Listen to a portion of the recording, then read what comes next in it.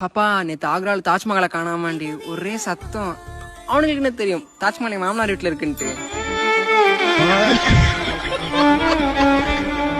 எதா இருந்தாலும் ஒரு அளவு தானே, என்ன அளவுதான். கொஞ்சமா சாப்பிடு பாப்பா, எனக்கு வயிறு முட்டுதுல்ல. இனிப்பு சாப்பிடாதமோ, எனக்கு இனிக்குதுல்ல. ஏன்டா அடிக்கிற? இல்ல ஓசியில காது கிடைச்சா சௌரியத்துக்கு கொடுக்குறான். இதெல்லாம் வேலைக்கு நீ சொல்லி அழகு பண்டாட்டி அவன் கிடக்குறான்.